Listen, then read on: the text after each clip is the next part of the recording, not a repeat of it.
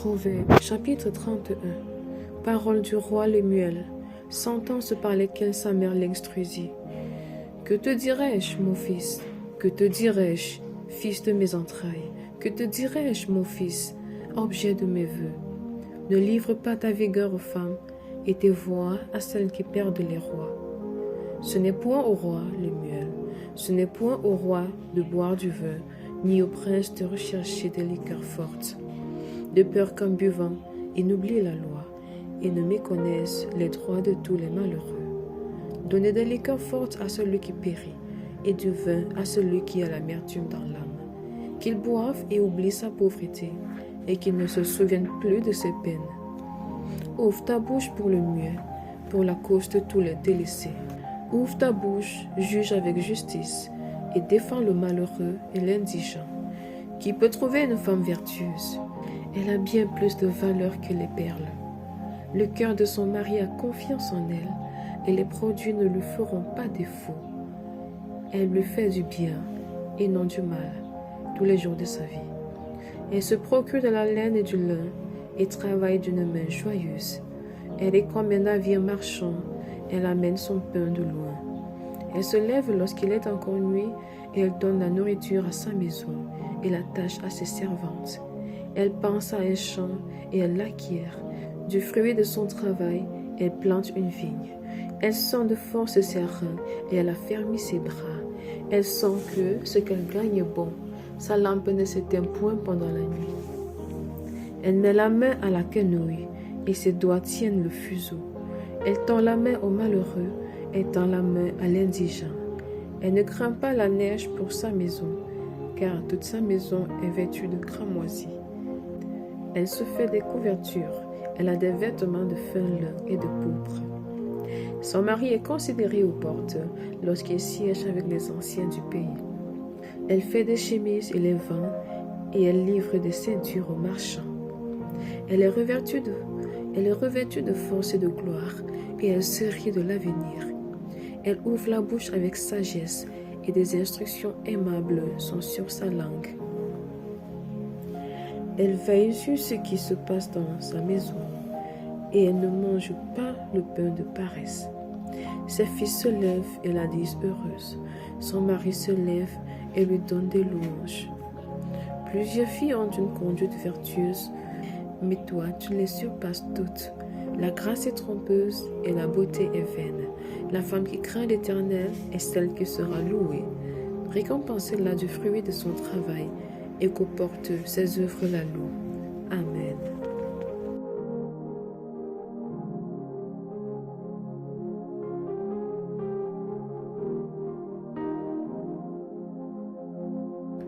Actes des apôtres, chapitre 4.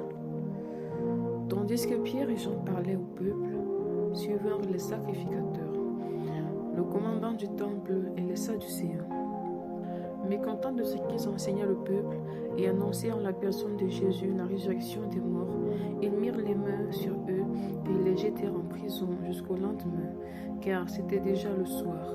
Cependant, beaucoup de ceux qui avaient entendu la parole crurent, et le nombre des hommes s'éleva à environ 5000.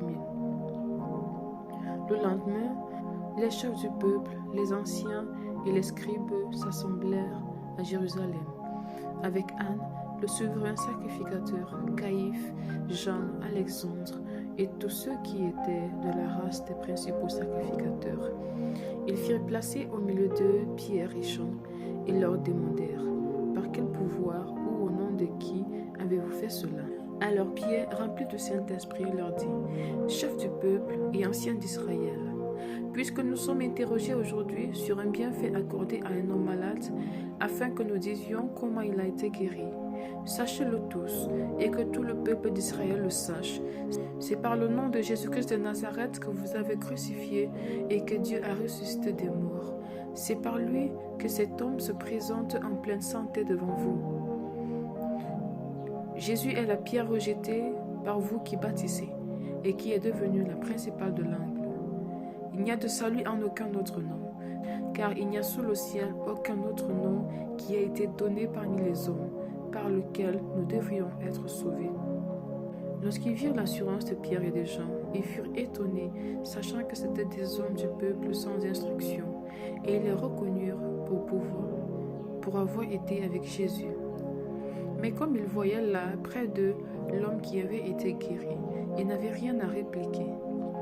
Ils leur ordonnèrent de sortir du Sanhédrin, et ils délibérèrent entre eux, disant, « Que ferons-nous de ces hommes?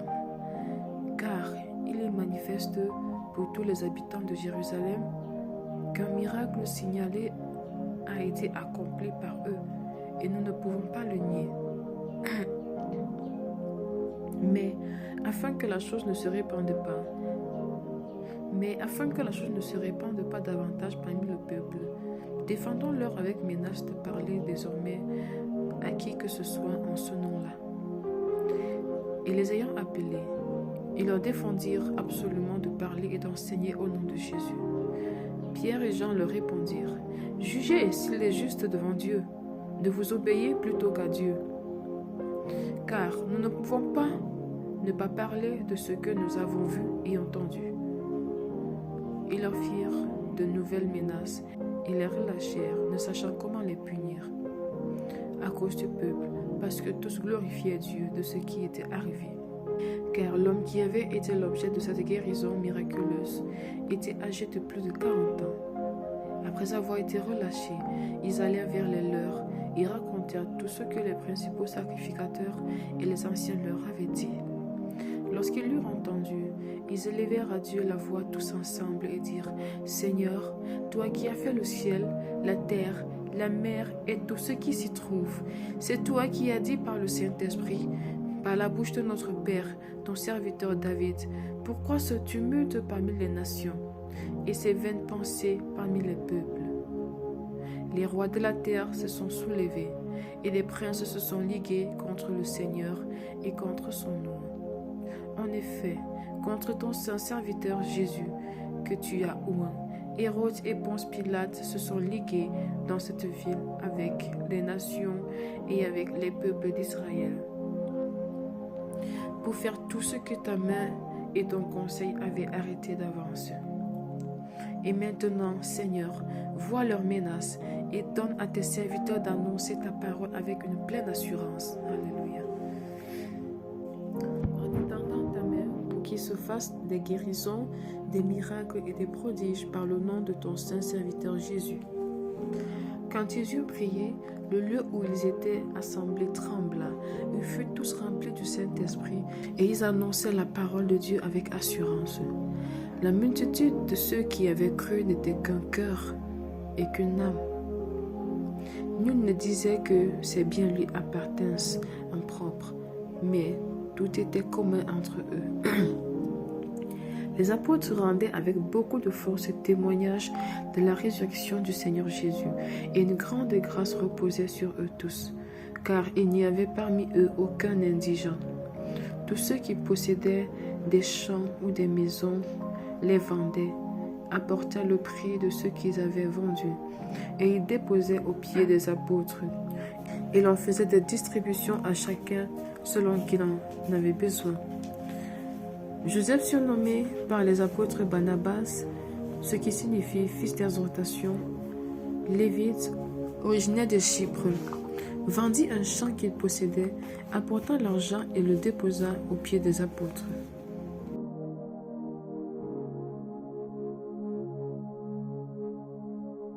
Acte 2, chapitre 5. Mais un homme nommé Ananias, avec Saphira, sa femme, vendit une propriété et retint une partie du prix,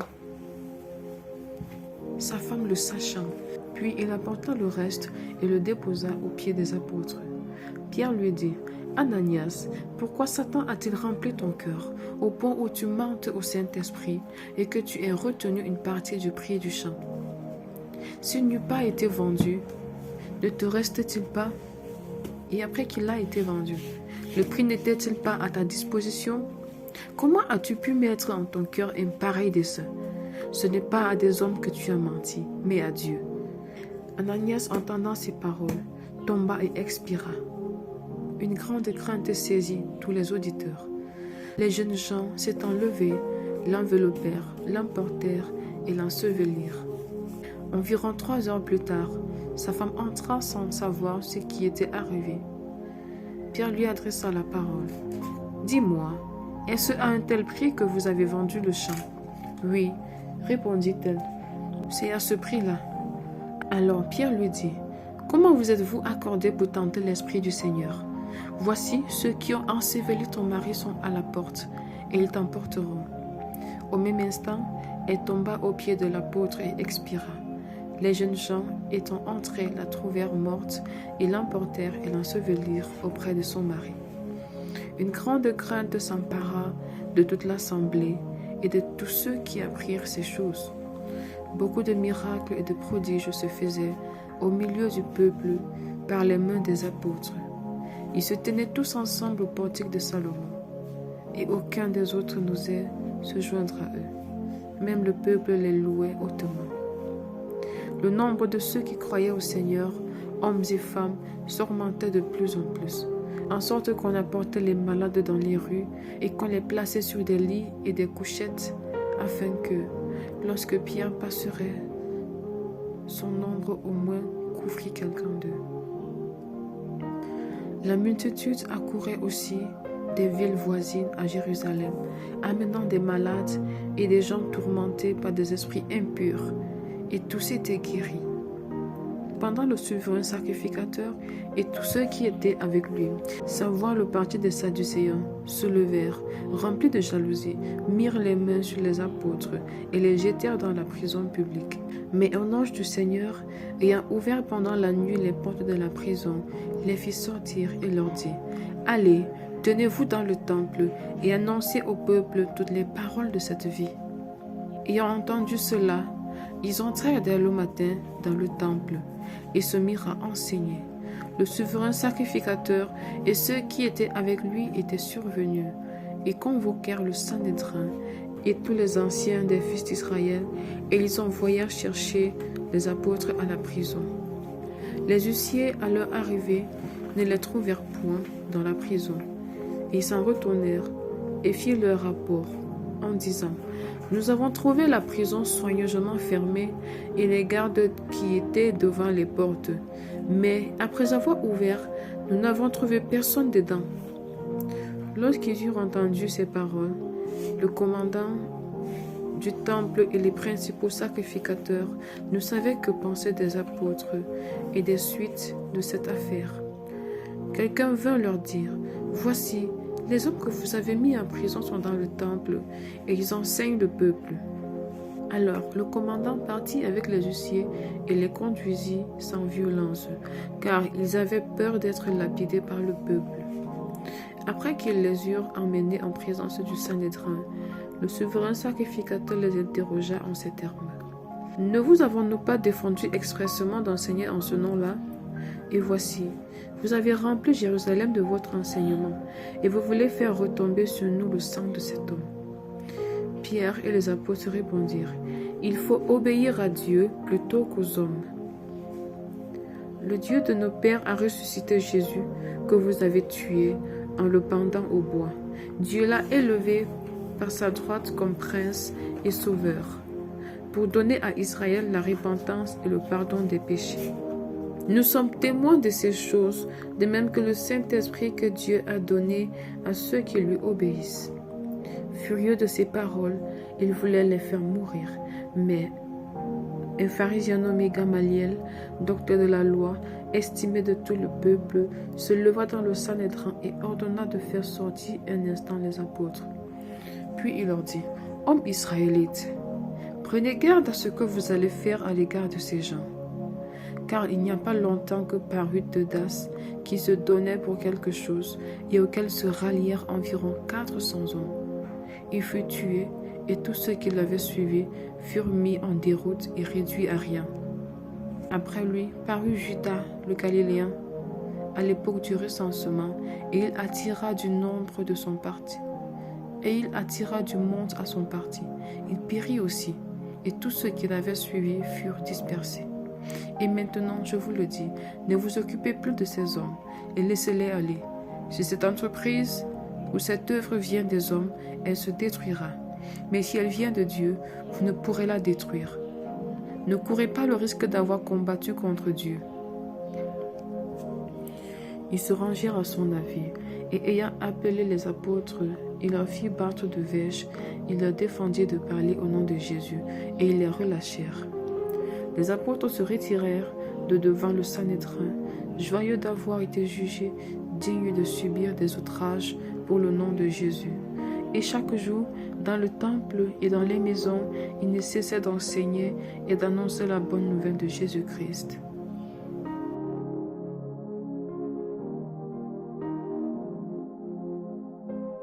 Acte 2, chapitre 6.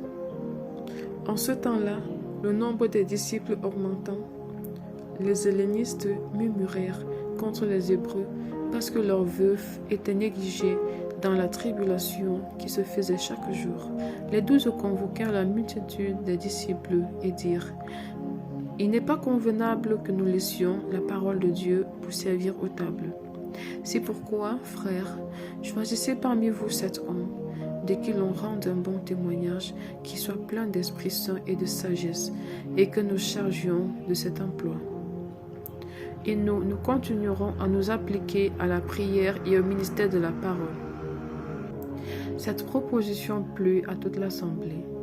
Ils élurent Étienne, homme plein de foi et Esprit Saint, Philippe, Prochor, Nicanor, Timon, Parménas et Nicolas, prosélyte d'Antioche. Ils les présentèrent aux apôtres qui, après avoir prié, leur imposèrent les mains. La parole de Dieu se répandait de plus en plus. Le nombre de disciples augmentait beaucoup à Jérusalem et une grande foule de sacrificateurs obéissait à la foi. Étienne, plein de grâce et de puissance, faisait des prodiges et de grands miracles parmi le peuple. Quelques membres de la synagogue, dites des affranchis, de celle des Cyrénéens et de celle des Alexandrins, avec des Juifs de Cilicie et d'Asie, se mirent à discuter avec lui. Mais il ne pouvait résister à chaque sagesse et à l'esprit par lequel il parlait. Alors ils subornèrent des hommes qui dirent: « Nous l'avons entendu proférer des paroles blasphématoires contre Moïse et contre Dieu. » Ils émurent le peuple, les anciens et les scribes, et se jetant sur lui, ils le saisirent, ils l'emmenèrent au Sanhédrin. Ils produisirent de faux témoins qui dirent: « Cet homme ne cesse de proférer des paroles contre le lieu saint et contre la loi. Car nous l'avons entendu dire que Jésus, ce Nazaréen, détruira ce lieu et changera les coutumes que Moïse nous a données. » Tous ceux qui siégeaient au Sanhédrin, ayant fixé le regard sur Étienne, son visage leur parut comme celui d'un ange.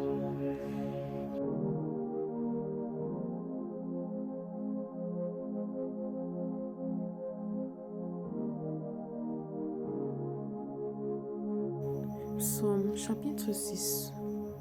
Au chef des chantres, avec instruments à cordes, sur la harpe à 8 cordes. Psaume de David. Éternel, ne me punis pas dans ta colère, et ne me châtie pas dans ta fureur. Aie pitié de moi, Éternel, car je suis sans force. Guéris-moi, Éternel, car mes os sont tremblants. Mon âme est troublée, et toi, Éternel, jusqu'à quand? Reviens, Éternel, délivre mon âme, sauve-moi à cause de ta miséricorde. Car celui qui meurt n'a plus ton souvenir, qui te louera dans le séjour des morts. Je m'épuise à force de gémir. Chaque nuit, ma couche est baignée de mes larmes. Mon lit est arrosé de mes pleurs. J'ai le visage usé par le chagrin. Tous ceux qui me persécutent me font vieillir. Éloignez-vous de moi, vous tous qui faites le mal, car l'Éternel entend la voix de mes larmes. L'Éternel exauce mes supplications. L'Éternel accueille ma prière. Tous mes ennemis sont confondus, saisis d'épouvante. Ils reculent, soudain, couverts de honte.